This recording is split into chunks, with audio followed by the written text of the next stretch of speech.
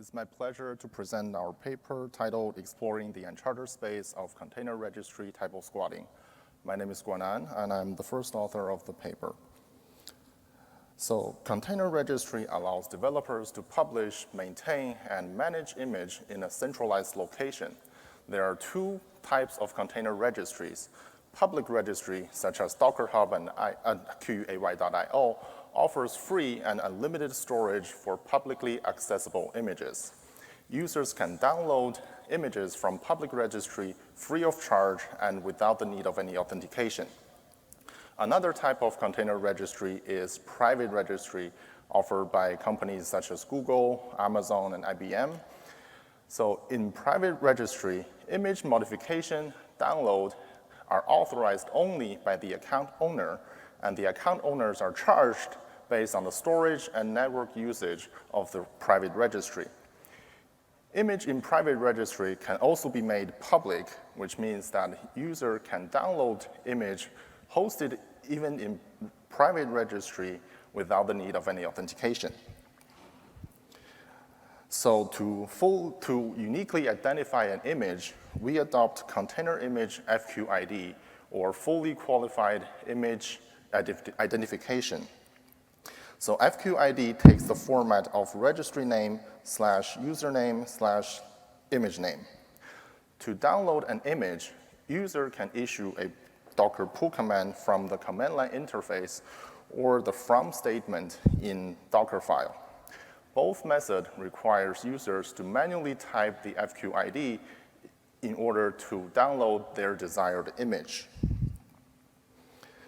So in a normal case, when user issued docker pull /reg.com/alice/linux, the user will obtain the Linux image under the username Alice hosted in reg.com.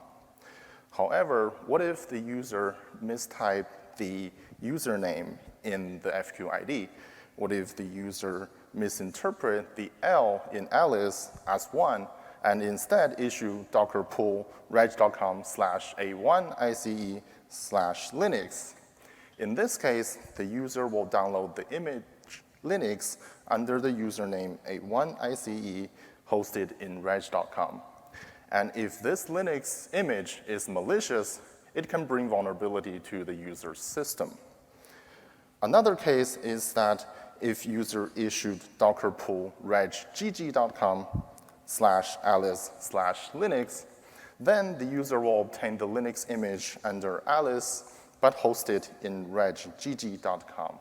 And if this Linux image is malicious, the user system will also get compromised. So the goal of launching a typosquatting attack in container registry is fairly straightforward. Adversaries attempt to generate multiple typosquatting FQIDs and bait users to download them from a malicious repository. In this way, attackers can distribute effectively the malicious container images by exploiting the potential typing errors made by the container user. And also, adversaries can benefit significantly from typosquatting attack. For example, they can generate financial profit, they can obtain sensitive information from the user, they can harvest computing resources, and they can even take over the hosting server. So in our work, we conduct 3 experiments for 3 types of typosquatting in container registry. And the first one is typosquatting in public registry. So first, we conduct a measurement study, and we find more than 246,000 unique usernames in Docker Hub and more than 6,000 in FQID.io. We find more than 75,000 typosquatting username pairs in Docker Hub and 119 pairs in FQID.io. This result indicates that typosquatting in public registry could already be a security threat.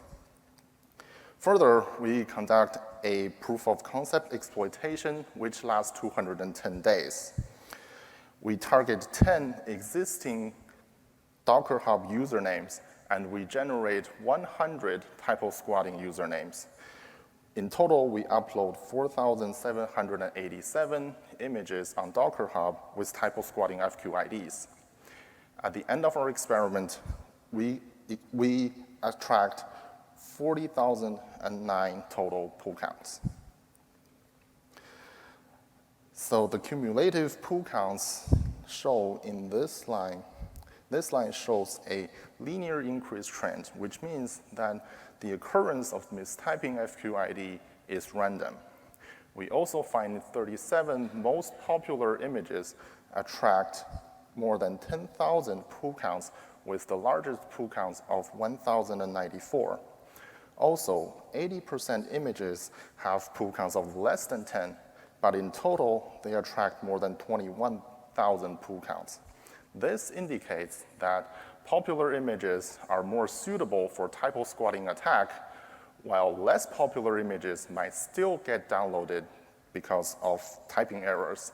And a large population of less popular repository can also form a really powerful and effective typosquatting attack. Next, we're going to talk about typosquatting in private registry. So first, we investigate user-defined project ID typosquatting. To do that, we obtain a large number of project ID from Alibaba, Azure, Google, and IBM. And we randomly select 50 project IDs from each registry.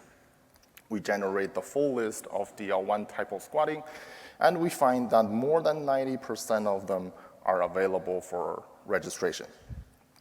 We also investigate Amazon, who adopts randomly generated project IDs. So to do that, we register one piloting AWS account as benign ID, and we spawn 20,000 AWS accounts to attack. Unfortunately, at the end of our experiment, we can only get one DL2 typosquatting project IDs, which means that the typosquatting attack on Amazon is less effective.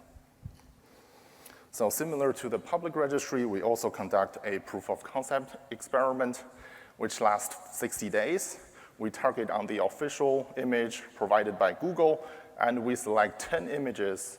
We generate 100 DL1 typosquatting usernames, and we upload them on Google Container Registry. In total, we record 62 pull counts at the end of our experiment, with the largest pull count of 14. So the third type of typosquatting is typosquatting across platforms. First, domain typosquatting. So attackers can self-host their own container registry with the typosquatting domain name. So to understand the security aspect of domain typosquatting, we generate more than 2,000 DL1 typosquatting domain names, and we find that 83.9% of them are available for purchase. 72.5% of them cost less than $10, and only 26 domains have purchasing price over $30. This means that domain typosquatting could be both feasible and cheap to launch.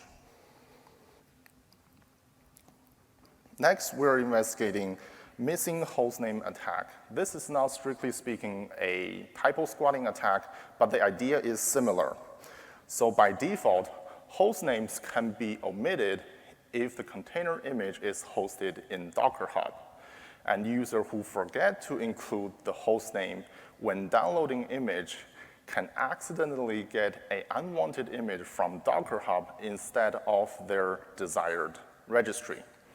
So we select 10 usernames from QUAY.io, and we register the same usernames in Docker Hub. And at the end of our 30-day experiment, we record 93 pull counts, and with the highest pull counts of 24.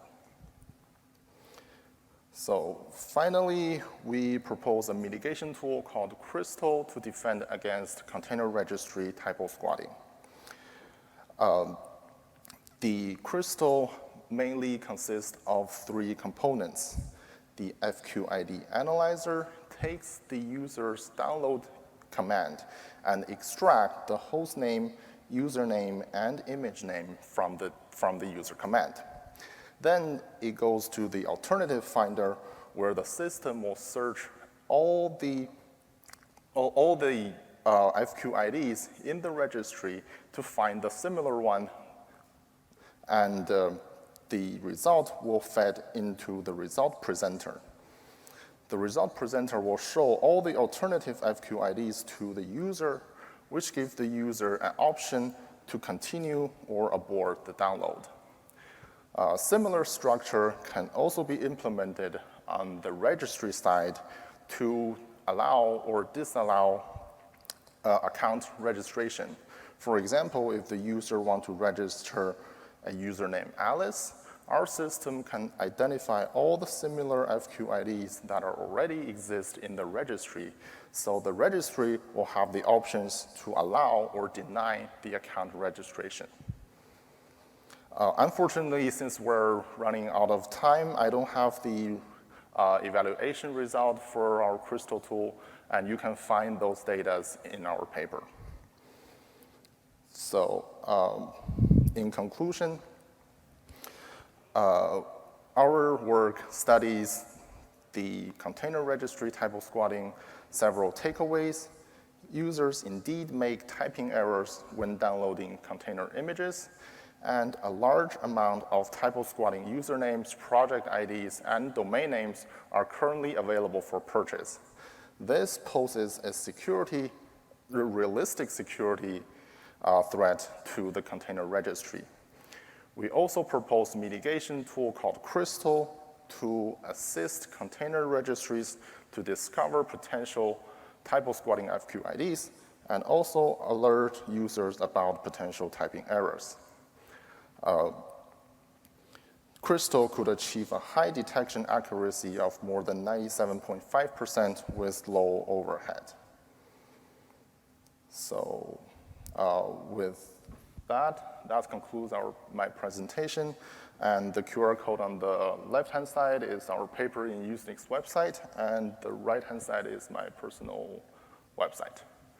So